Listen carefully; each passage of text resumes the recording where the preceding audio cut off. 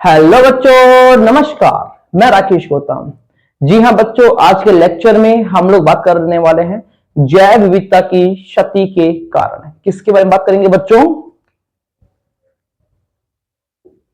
जैव विविधता की क्षति के कारण। आप लोगों को पता होना चाहिए बच्चों कि ऐसे कौन कौन से कारण हैं जिनकी वजह से जैव विविधता लगातार नष्ट हो रही है। सबसे पहले हम लोग बात करेंगे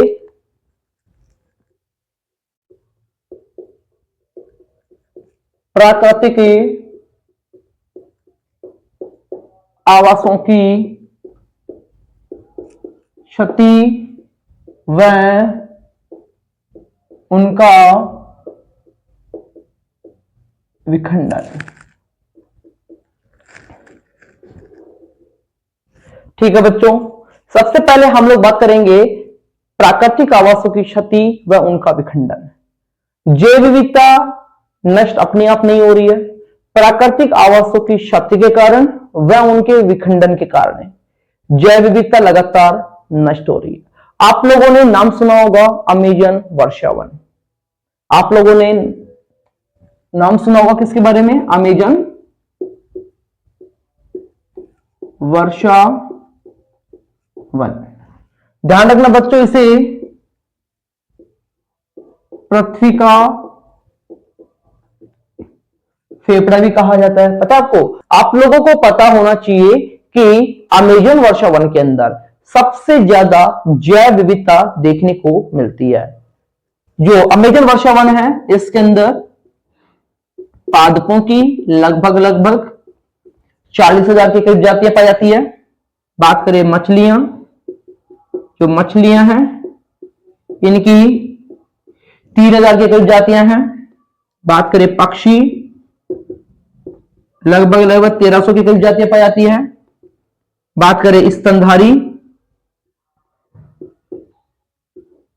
की लगभग 427 की करीब जातियां हैं। उभयचर की 427 की करीब जातियां पाई जाती है। बात करें जैसे कि सरीसृप की 378 के करीब जातियां पाई जाती है। अकशेरुकी 1,25,000 के करीब जातियां पाई जाती है।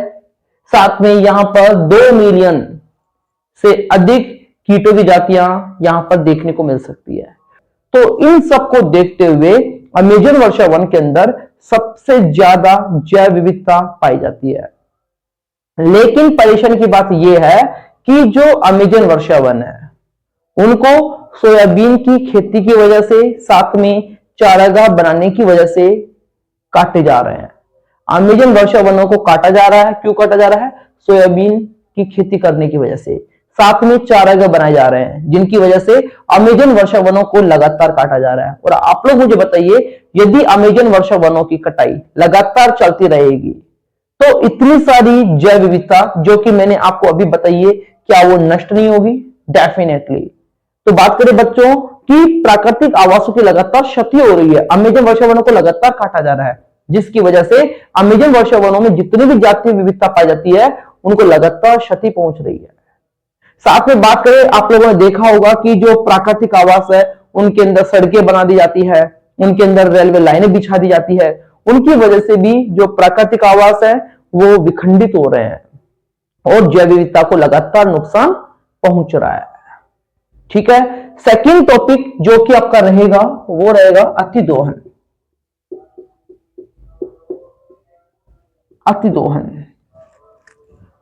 अतिदोहन भी कहीं ना कहीं जैव विविधता को नुकसान पहुंचा रहा है।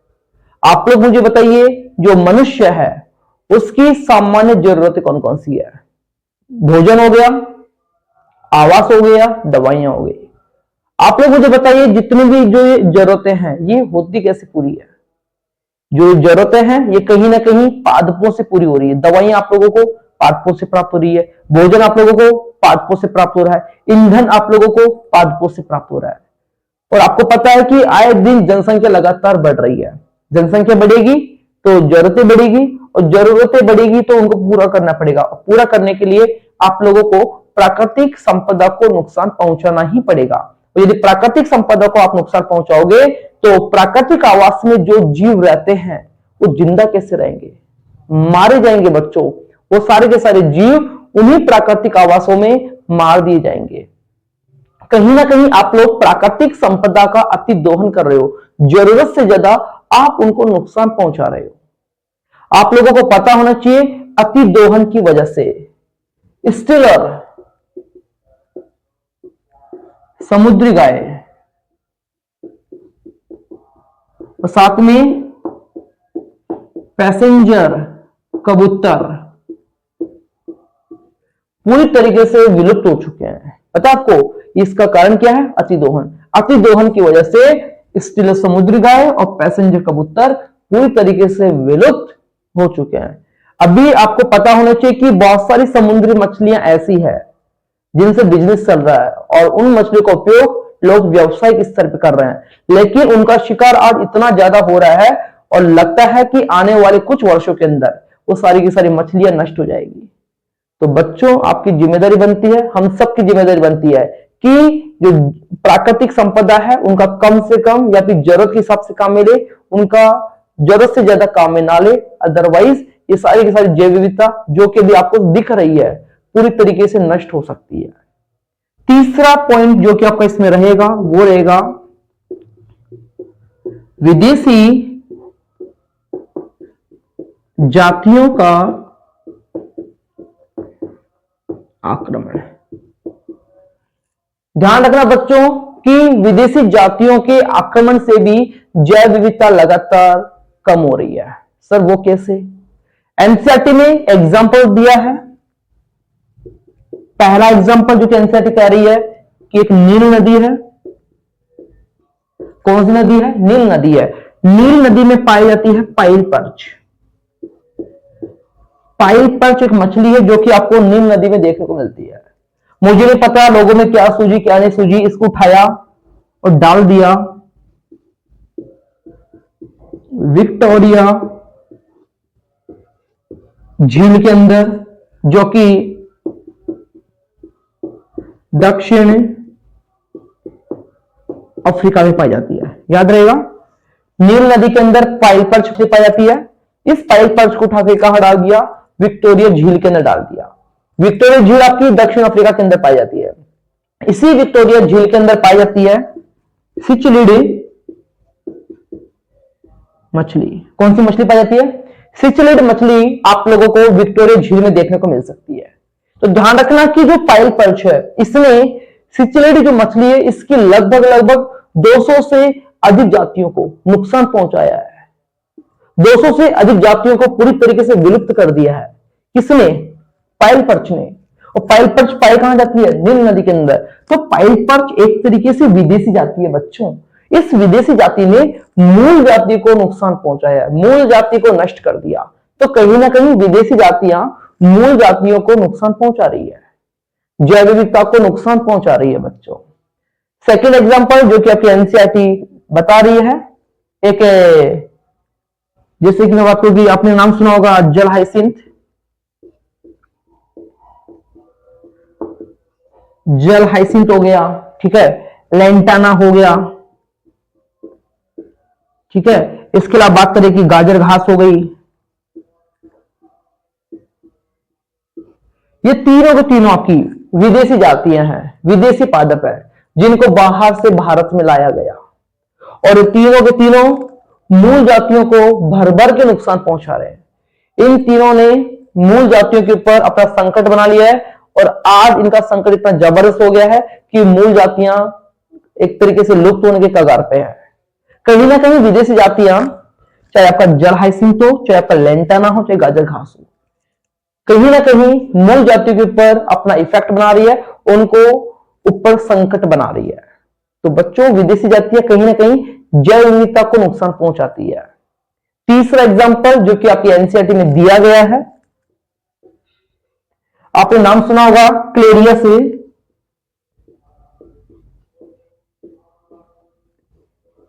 गेरीपाइनस। आपने नाम सुना होगा बच्चों क्लेरियस गेरीपाइनस, जो कि आपकी अफ्रीकन कैटफिश है। कौन सी कैटफिश है? अफ्रीकन कैटफिश है। इस क्लेरियस गेरीपाइनस को उठाया और भारत की नदियों में डाल दिया गया मत्स्य पालन के लिए। किसके लिए डाला गया? मत्स्य पालन के लिए भारत की नदियों में डाल दिया गया। इस क्लेरियस गेरीपाइनस ने भारत की जो कैटफिश है उसके ऊपर हमला बोल दिया और उसके ऊपर एक तो ये मान के चलो कि आज क्लेरियस गेरीपाइनस अपने भारत की जो कैटफिश है उसके ऊपर एक संकट बना हुआ है। अब भारत के लोग ढोक दे रहे हैं कि भाई साहब इसको निकालो, लेकिन अब क्या करें, पूरी तरीके से ये हमला बोल चुकी है अपनी भारत की कैटफिश के ऊपर और आज उसके ऊपर संकट बना हुआ है। तो कहीं ना कहीं जो विदेशी जातियां हैं आपकी मूल जातियों के ऊपर संकट बना रही है और उन्हें क्षति पहुंचा रही है। इतना क्लियर हो गया? तो बात करें कि जैव विविधता की क्षति के कारणों के अंदर पहला कौन सा हो गया?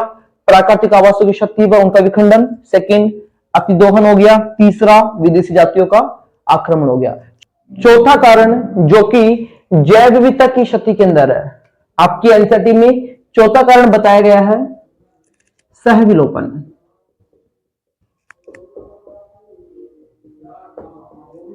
सहविलोपन के कारण भी कहीं ना कहीं जैव विविधता में क्षति देखने को मिल रही है। जी हाँ बच्चों, आप लोगों को पता होना चाहिए कि बहुत सारी जातियां ऐसी है जो कि एक दूसरे के ऊपर निर्भर होती है।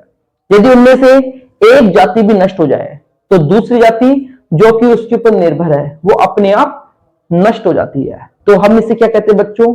सहविलोपन कहते हैं। आप इसको ऐसे समझिए जैसे कि ये मेरे पास मछली है, ठीक है। इस मछली के ऊपर छोटे छोटे परजीवी पाए जाते हैं। ये क्या है? परजीवी है। और ये क्या आपकी मछली? परपोषी है। यदि मछली मर जाए तो डेफिनेटली परजीवी अपने आप मर जाते हैं। तो कहीं ना कहीं एक जाति के नष्ट होने से दूसरी जाति अपने आप नष्ट हो जाती है। तो हम इसे क्या कहते हैं बच्चों? सहविलोपन कहते हैं। ठीक वैसे ही एक और एग्जाम्पल जो कि सहविलोपन का दिखाया गया है वो है आपका अंजीर व बर के अंदर। किसमें दिखाया गया है? अंजीर और बर के अंदर दिखाया गया। आप लोगों को पता होना चाहिए कि जो अंजीर एक पादप है, अंजीर के अंदर क्या बता रहा हूं, ढंग से सुनो। अंजीर और बर की बात कर रहा हूं मैं। किसकी बात कर रहा हूं बच्चों? बर की बात कर रहा हूं। अंजीर एक पादप है, बर एक कीट है। तो अंजीर पादप के अंदर परागण की जो क्रिया होती है वो बर कीट के द्वारा होती है। किसके द्वारा होती है? बर कीट के द्वारा होती है। इसके अलावा कोई दूसरा ऑप्शन नहीं होता अंजीर पादप में परागण की क्रिया करने के लिए। तो कहीं ना कहीं अंजीर पादप में परागण की क्रिया सिर्फ और सिर्फ बर कीट के द्वारा ही होती है। आप सोच रहे होंगे सर बर कीट डेफिनेटली अंजीर के पादप में परागण की क्रिया करता है, लेकिन सर बर कीट को फायदा क्या है? तो बच्चों आपको जानकर खुशी होगी कि बर जो कीट है वो अपने अंडे अंजीर फल के अंदर देता है। याद रहेगा, बर जो कीट है वह अपने अंडे अंजीर का जो फल होता है उसके अंदर देता है। साथ में बर का जो लार्वा होता है वह अंजीर के अंजीर के फल के अंदर जो बीज होते हैं उनको खा पी के मोटे हो जाते हैं। तो कहीं ना कहीं बर के जो लार्वा होते हैं वे अंजीर के फलों के बीज को, जो अपरिपक्व जो फल होते हैं, अपरिपक्व फलों के जो बीज होते हैं उनको खाते हैं और परिपक्व हो जाते हैं। जब बर के लार्वा परिपक्व हो जाते हैं उसके बाद में वो फल से बाहर निकल के उड़ जाते हैं। तो ध्यान रखना बच्चों कि यहां पर अंजीर और बर के अंदर भी आप लोगों को सहविलोपन देखने को मिल सकता है। साथ ही साथ आप लोगों को मछली हो गए, साथ में उनके ऊपर जो परजीवी होते हैं उनके बीच में भी आपको सहविलोपन देखने को मिल सकता है। तो बच्चों इस तरीके से जो जैव विविधता की जो क्षति के कारण जो कि एनसीईआरटी में बताए गए हैं वो हमने पूरी तरीके से कवर कर लिए हैं। कौन कौन सा टॉपिक था आपका? जैव विविधता की क्षति के कारण में कौन कौन सा पढ़ा हमने? पहला हमने पढ़ा कौन सा? प्राकृतिक आवासों की क्षति व उनका विखंडन जो कि जैव विविधता को नुकसान पहुंचा रहे हैं। दूसरा अतिदोहन, तीसरा विदेशी जातियों का आक्रमण और चौथा सहविलोपन। ये चारों के चारों इन चारों की वजह से कहीं ना कहीं जैव विविधता को नुकसान पहुंच रहा है। ठीक है बच्चों, इस तरीके से आज का टॉपिक आपका यही खत्म होता है। अब हम लोग नए वीडियो में मिलेंगे, एक नए कंटेंट के साथ मिलेंगे। तब तक जितना मैंने आपको पढ़ाया है आप लोग बढ़िया तरीके से नोट्स बना लीजिए और अब हम लोग नए वीडियो मिलेंगे। थैंक यू सो मच बच्चों, टाटा बाय बाय।